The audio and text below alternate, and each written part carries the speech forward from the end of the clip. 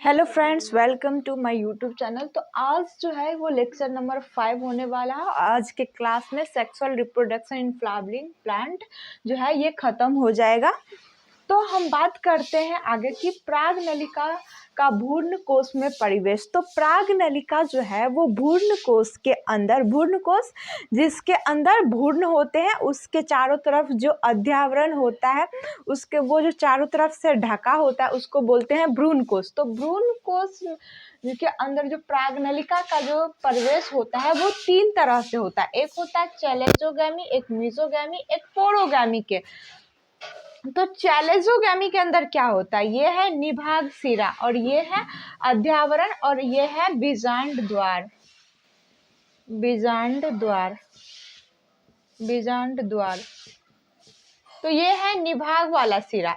तो चैलेंजोगैमी के अंदर पराग नलिका जो होता है वो निभाग द्वार के होते हुए भ्रूण कोश के अंदर जाता है, तो उसके बोलते हैं चैलेंजोगैमी। और मीजोगैमी में जो होता है वो जो पराग नलिका होती है वो अध्यावरण के थ्रू भ्रूण कोश में प्रवेश करता है, अध्यावरण से होते हुए बीचों बीच जाता है। फिर पोरोगैमी की बात करें तो पोरोगैमी में जो पराग नलिका होता है वो बीजांड द्वार के से होते हुए उसके बाद भ्रूण कोश के अंदर प्रवेश करता है, तो इसको बोलते हैं हम पोरोगैमी।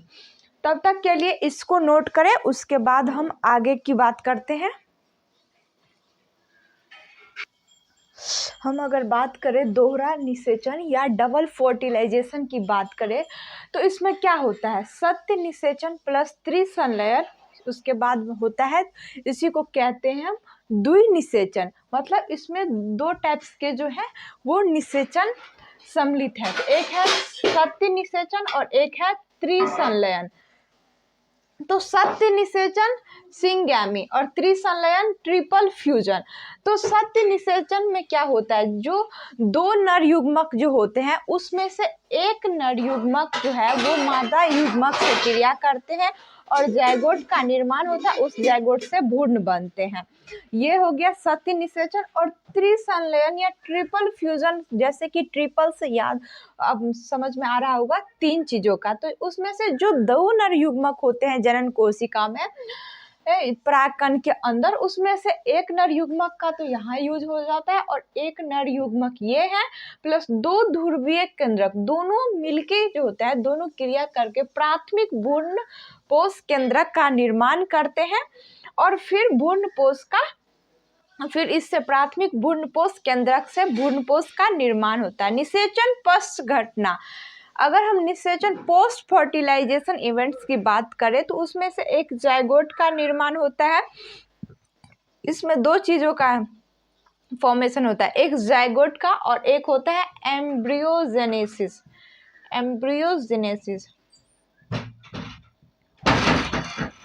जायगोट का निर्माण होता है, एक होता है एम्ब्रियोजेनेसिस। तो अगर हम यहाँ पे भ्रूण कोश किसे कहते हैं, भ्रूण के जो चारों तरफ जिससे ढका होता है उसको हम बोलते हैं भ्रूण कोश। और भ्रूण पोष की बात करो तो भ्रूण को जो पोषण प्रदान करता है उसको, उस उत्तक को हम बोलते हैं भ्रूण पोष। जो एम्ब्रियो होता है उसको जो टिश्यू जो है वो पोषण प्रदान करता है उसको बोलते हैं हम भ्रूण पोष। तो दोहरा निषेचन या डबल फर्टिलाइजेशन में आपको पता चल रहा होगा कि एक सत्य निषेचन और त्रिसंलयन दोनों मिलते हैं तो फिर द्विनिषेचन होता है या डबल फर्टिलाइजेशन होता है। उसमें से 2 नर युग्मक जो परागकण के अंदर होते हैं उसमें से एक नर युग्मक मादा युग्मक से क्रिया करके जायगोट का फॉर्मेशन का, फिर भ्रूण का, और फिर जब दूसरा नर युग्मक 2 ध्रुवीय केंद्रकों से क्रिया करता है तो प्राथमिक भ्रूणपोष केंद्रक या भ्रूणपोष का निर्माण करता है।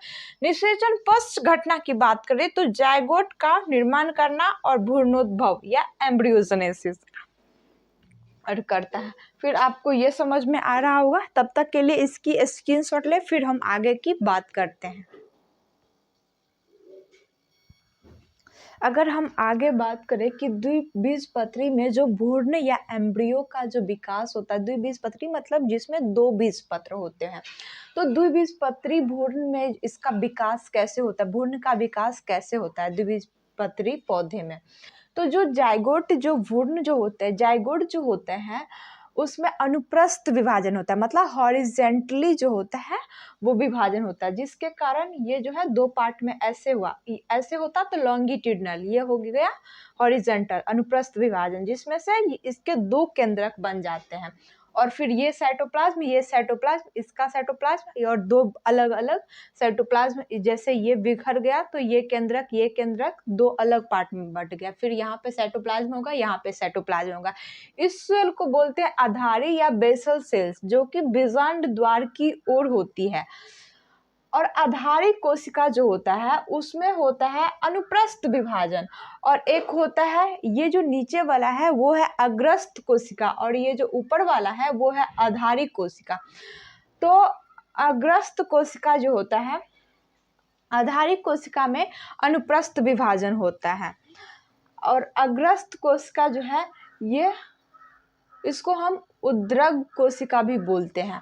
तो आधारिक कोशिका ये आपको दिख रहा है, उसमें 6 से 10 बार जो होता है वो अनुप्रस्थ विभाजन, मतलब अनुप्रस्थ मतलब हॉरिजेंटली विभाजन होता है 6 से 10 बार। तो फिर ये इसका स्ट्रक्चर इस टाइप का हो जाता है।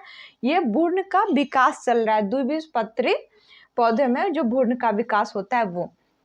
तो ये बन जाते हैं अस्फीतिक कोशिका, और ये ऊपर वाला जो है ये चुस्कांग, और ये जो इतने सेल डिवीजन जो हुए हैं उसको हम बोलते हैं निलंबक। तो आधारिक कोशिका में 6 से 10 बार अनुप्रस्थ विभाजन होता है।